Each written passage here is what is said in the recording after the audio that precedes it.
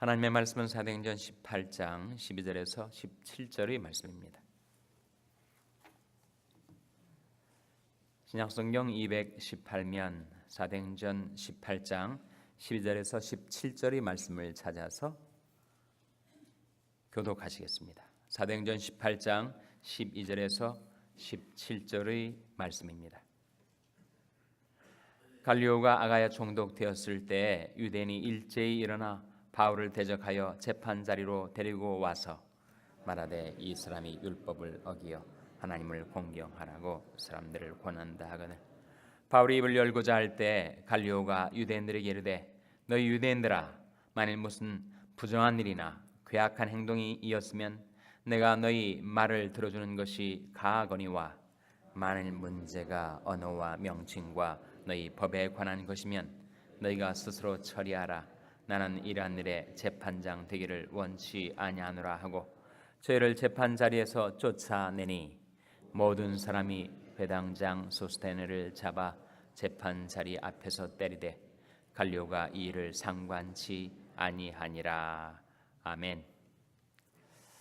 할렐루야.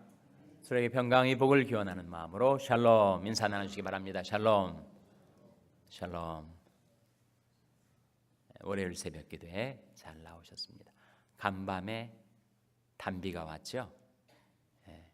많이 오지는 않은 것 같습니다만 정말 단비가 왔습니다. 우리가 살고 있는 캘리포니아 지역이 극심한 가뭄에 시달리고 있고 이것이 계속되면 식수까지 위협을 받을 정도로 이 가뭄이 아주 심하다고 합니다. 여러분 이 일을 위해서 기도해 주시기 바랍니다. 하나님께서 은혜의 단비를 풍성히 이 땅에 내려달라고 여러분도 기도해 주시기를 바랍니다. 김대호 집사님이 부친 김성문 성도님이 어제 향년 80세로 소천하셨습니다. 장례 일정 확정되는 대로 여러분에게 알려드리도록 하겠고요. 유족들을 위해서 기도해 주시기를 바랍니다. 오늘 본 말씀 사도행전 18장 12절 같이 읽겠습니다. 12절 말씀 같이 읽겠습니다. 시작. 갈리오가 아가야 총독되었을 때 유대인이 일제히 일어나 바울을 대적하여 재판 자리로 데리고 와서 아가야라는 지명이 나오죠. 아가야는 넓은 지역 이름이고 고린도는 좁은 지역 이름입니다. 고린도는 한 성, 지금으로 말하면 city이고 아가야는 그 지방을 말해요. 그러니까 토렌스 시티가 있다면 사우스베이 지역 또는 더 크게 남가주 지역이 있지 않습니까? 바로 그런 관계예요. 아가야는 남가주 그리고 고린도는 토렌스에 해당되는 그런 관계를 보여줍니다. 즉 그리스 지역, 헬라 지역, 헬라라는 나라, 그리스 나라의 이 남서단 쪽에 아가야라는 지방, 로마의 프로빈스죠. 지방이 있고 그 지방 안에 있는 한 도시가 바로 고린도시입니다. 근데 바울이 고린도시에 와 있을 때 유대인들이 이 작자를 그대로 살려두었다가는 우리 유대교가 허물어지게 되겠다. 그렇게 위협을 느껴서 그를 죽이든지 아니면 최소한 감옥에 가두어 둬 가지고 더 이상 이 복음을 전하러 다니지 못하게 해야 되겠다 작심을 하고 달겨든 거예요.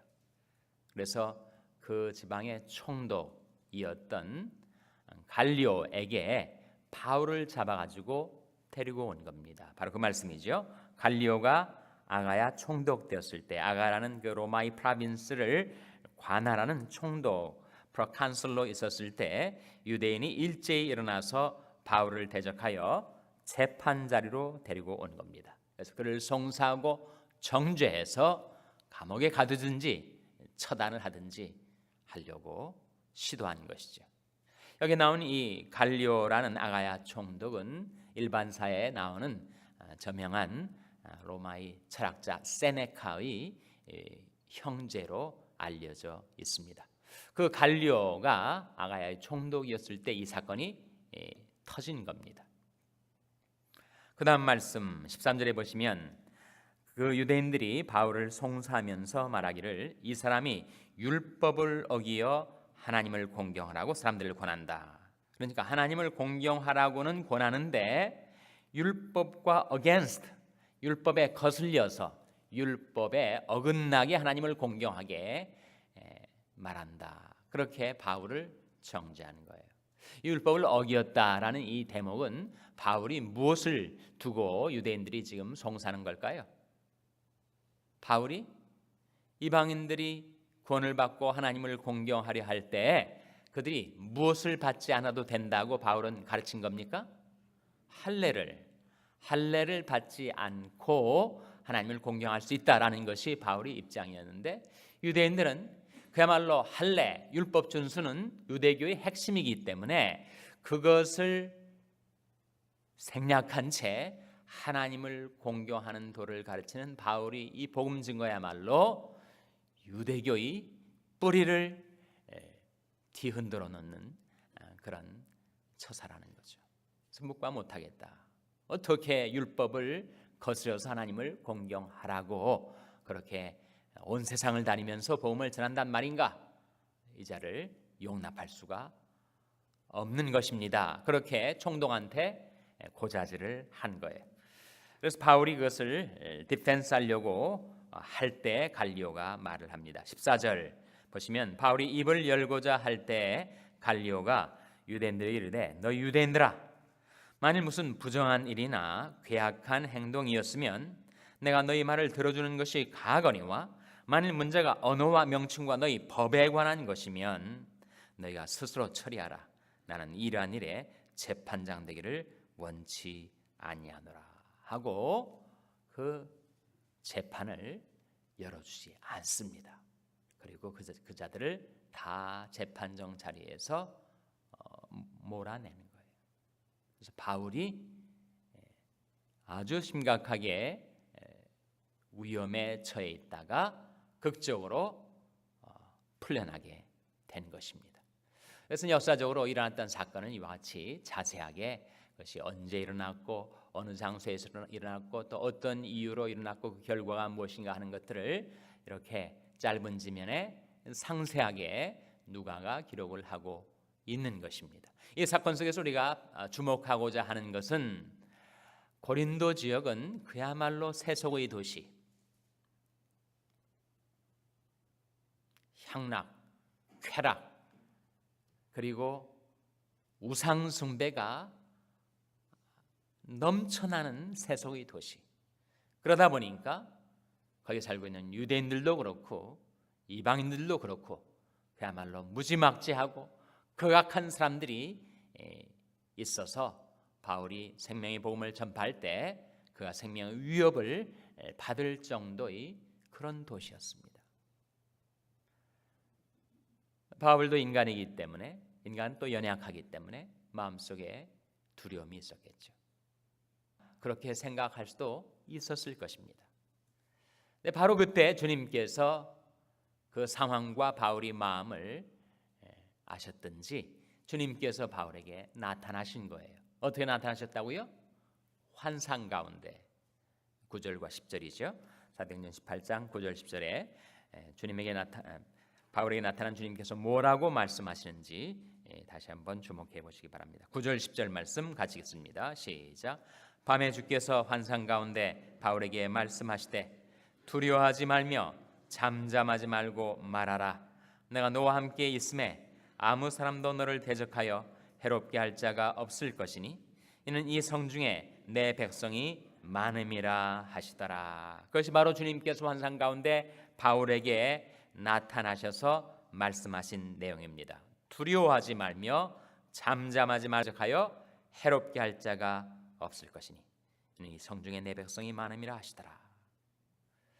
여러분, 이 약속이 바울에게 주님께서 말씀하신 이 약속이 바로 갈리오라는 총독 앞에 유대인들이 일제히 작심을 하고 공격을 하고 달겨들었을 때 바울을 지키는 약속이 된 것입니다.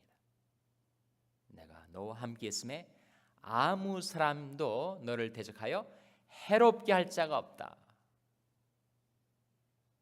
유대인 입장에서 보면 하필 그때 이렇게 행정관 로마 총독이었던 갈리오라는 인물이 그 자리에 앉아 있어 가지고 우리가 뜻한 바 작심한 바를 이루지 못하게 했다라고 좌절감을 느낄 정도로 바로 그때의 총독이 갈리오였고, 갈리오의 판단이 당신들이 법에 관한 율법에 관한 논쟁에는 내가 개입질 않겠다.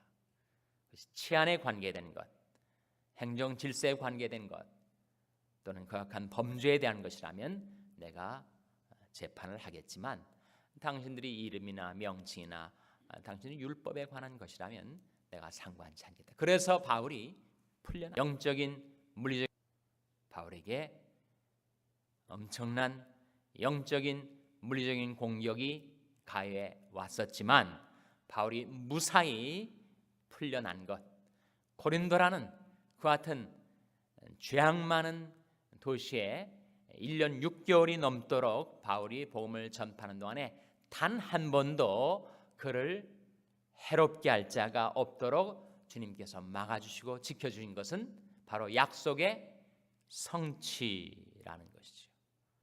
하나님 우리에게 promise, 약속을 주시면 그것을 반드시 fulfillment, 성취해 주신다는 그 사실을 이 사건은 우리에게 보여주고 있는 것입니다. 그런 하나님이 우리에게 뭔가를 약속하시면 그 약속을 하나님은 늘 기억하고 계십니다. 우리는 사람 이루기가 내게 불편하고 손해가 된다고 할 때 의식적으로 약속을 내 마음에서 떠밀어낼 때가 있습니다. 그러나 하나님은 우리에게 뭔가를 약속하시면 그 약속을 늘 기억하고 계세요.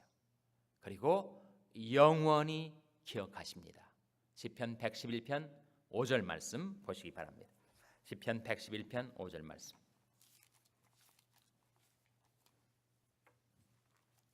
시편 111편 5절 말씀 찾아서 같이 읽겠습니다. 구약성경 886면 시편 111편 5절 말씀입니다. 구약성경 886면 시편 111편 5절 말씀 우리 같이 읽겠습니다. 시작. 여호와께서 자기를 경외하는 자에게 양식을 주시며 그 언약을 영원히 기억하시리로다. 이 말씀 속에 그 언약을 영원히 기억하시리로다 하는 말씀이 나오죠.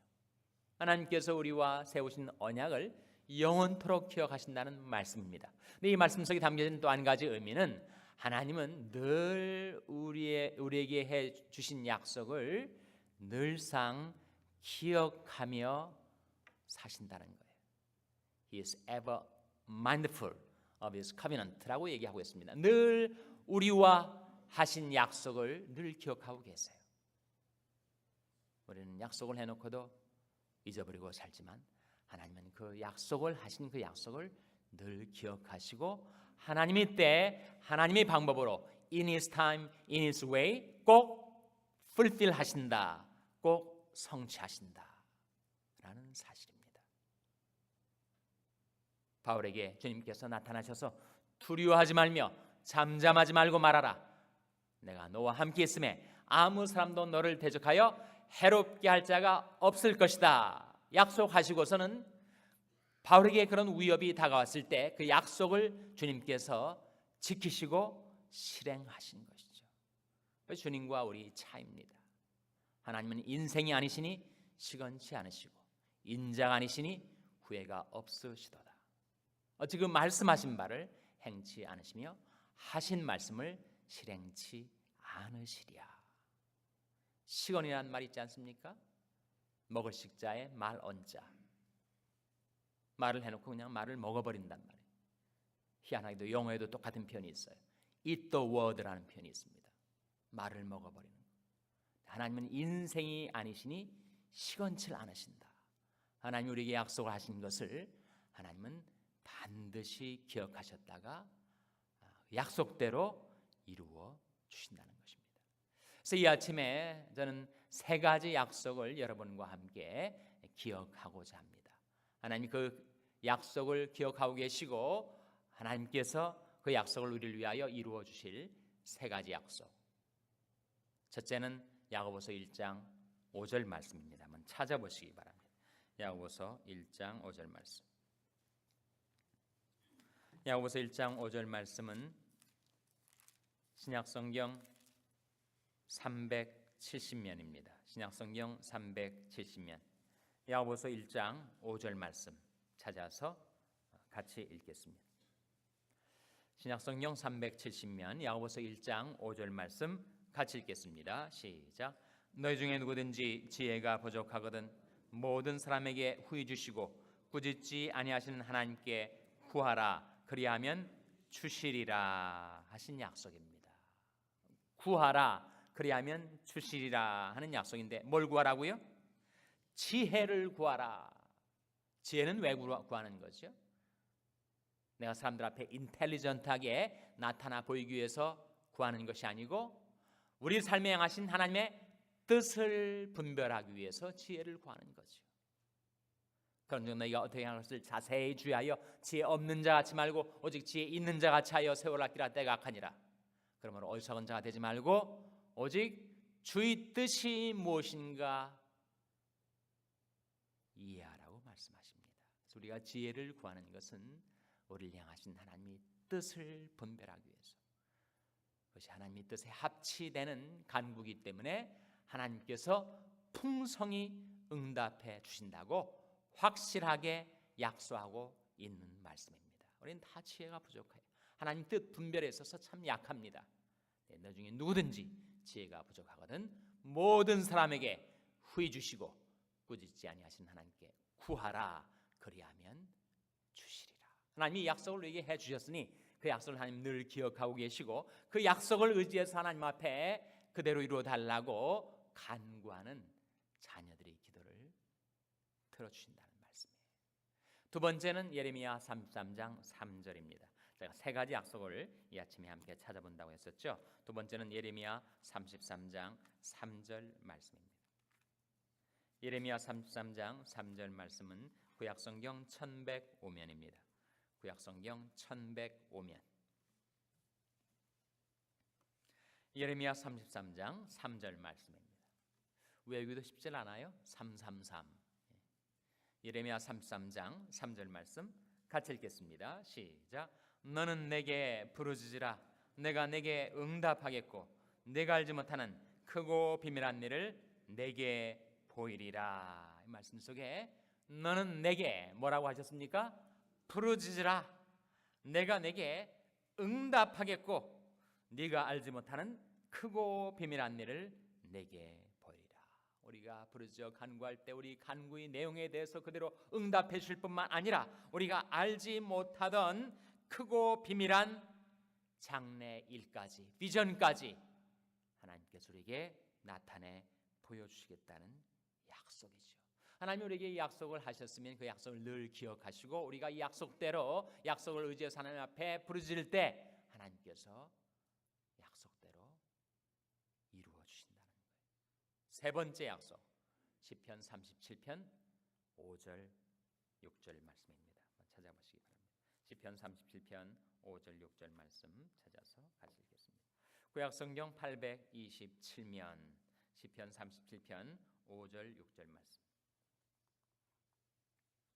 같이 읽겠습니다. 구약성경 827면 시편 37편 5절 6절 말씀 같이 읽겠습니다. 시작. 너희 길을 여호와께 맡기라. 저를 의지하면 저가 이루시고 내 의를 빛같이 나타내시며 내 공의를 정오의 빛같이 하시리로다. 이 말씀 속에 너희 길을 여호와께 맡기라. 우리 장래, 우리 진로, 우리뿐만 아니라 우리 자녀들의 장래, 우리 자녀들의 진로, 너희 길을 여호와께 맡기라. 맡겨놓고 또 찾아오지 말고 맡겼으면 맡긴 채 이제 우리가 해야 될 것은 날마다 주를 의지하며 사는 것. 맡겼으니까 더 이상 그것 때문에 근심하고 걱정하고 두려워하지 말고 하나님께 맡겨놓고 날마다 저를 의지하면 약속이 무엇입니까? 저가 이루시고 내 의를 빛같이 나타내시며 내 공의를 정오의 빛같이 하시리로다. 하나님께서 성경을 통하여 우리에게 주신 세 가지 약속, 지혜, 응답과 비전, 그리고 우리 진로와 우리 하나님을 날마다 의지하며 살 때 하나님께서 act 하시겠다고, trust in Him and He will act, 하나님께서 행동하시고 성취하시고 이루어 주시겠다는 그 약속 의지에서 오늘도 주님을 바라보고 주님의 빛 가운데 행하며 그 빛을 세상에 반사시켜 드리며 사는 햇빛 되시기를